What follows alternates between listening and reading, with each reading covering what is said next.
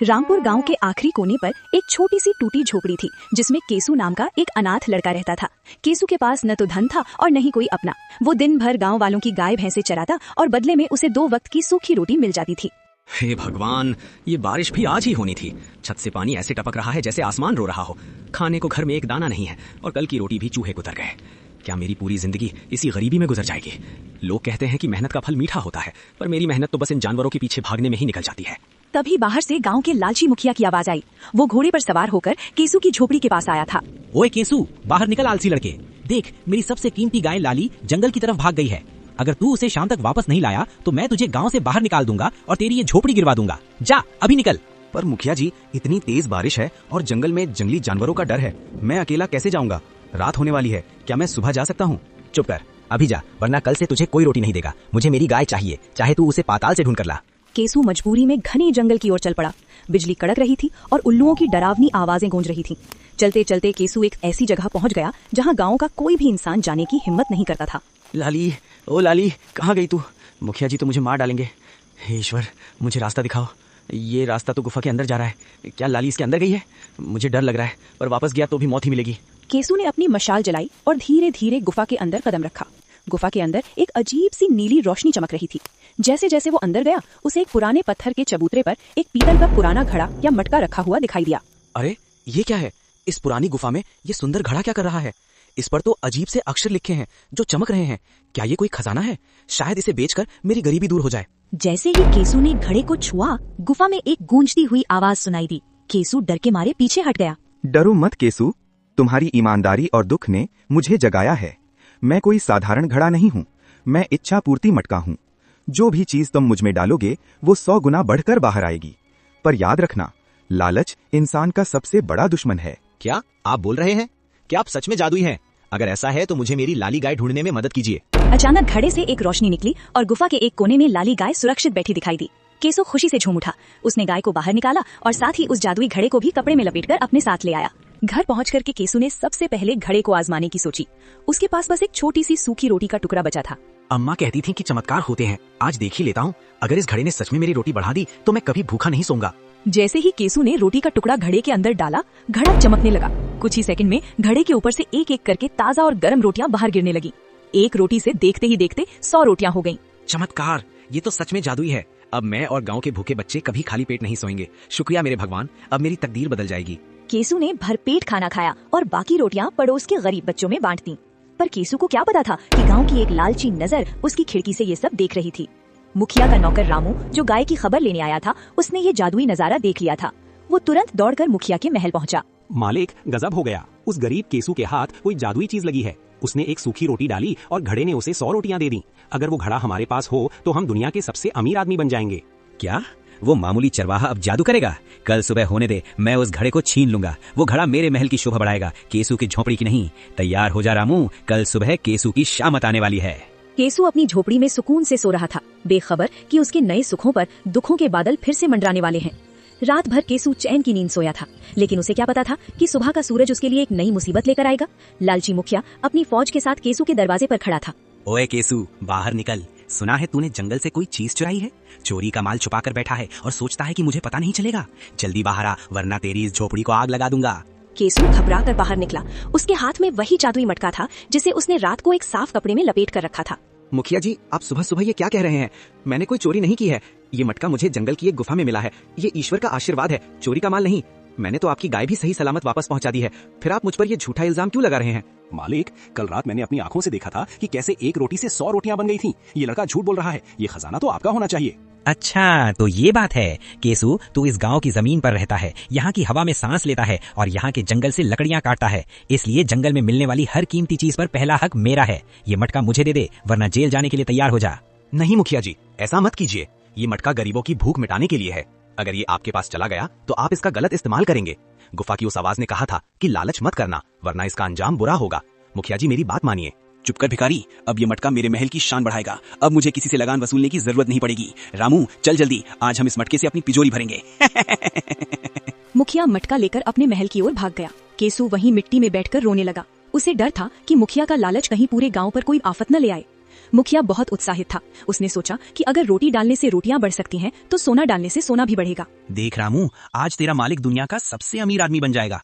ये देख, ये मेरी आखिरी सोने की मोहर है। अब मैं इसे इस मटकी में डालूंगा और फिर देखना, हमारे पास मोहरों का पहाड़ खड़ा हो जाएगा। अजय रुकिए, पहले देख तो लीजिए कि ये काम कैसे करता है। कहीं ऐसा ना हो कि सब कुछ गायब हो जाए। तू चुप कर, तुझे क्या पता जादू के बारे में। ये देख। जैसे ही सोने का सिक्का अंदर गया, मटका नीली रोशनी से भर गया। एक सिक्का 2 हुआ, 2 से 4, और देखते ही देखते मटके से सिक्कों की बारिश होने लगी। अरे वाह रामू, देख सोना ही सोना। और डालो, जो भी कीमती चीज है सब इसमें डाल दो। जेवर लाओ, रेशमी कपड़े लाओ, सब कुछ 100 गुना कर देंगे। लालच में अंधा होकर मुखिया ने अपने घर का सारा कीमती सामान मटके में डालना शुरू कर दिया। धीरे धीरे पूरा कमरा सामान से भर गया। लेकिन तभी मुखिया से एक बहुत बड़ी गलती हो गई।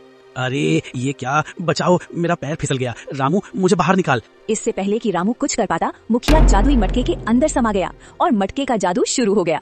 मटके से एक मुखिया बाहर निकला, फिर दूसरा, फिर तीसरा। ये क्या हो रहा है? इतने सारे मुखिया जी। मालिक आप कौन से वाले हैं? देखते ही देखते महल में 100 मुखिया खड़े हो गए। हर कोई चिल्ला रहा था कि वही असली मुखिया है और वही इस खजाने का मालिक है। ये मेरा महल है, तुम सब बाहर निकलो। नहीं, मैं असली हूँ, तुम सब नकली हो। ये सोना मेरा है। 100 के 100 मुखिया आपस में लड़ने लगे। उन्होंने एक दूसरे के बाल खींचे, थप्पड़ मारे और पूरे महल में कोहराम मच गया। खजाना तो दूर, अब मुखिया को अपनी जान बचाना मुश्किल हो रहा था। मैंने कहा था कि लालच का अंजाम बुरा होता है। मटके ने मुखिया के लालच का आईना उन्हें दिखा दिया है। अब अगर ये 100 मुखिया गांव में आ गए तो ये सबको तबाह कर देंगे। मुझे कुछ करना होगा। मुझे उस गुफा में वापस जाना होगा और पूछना होगा कि इस जादू को कैसे रोका जाए।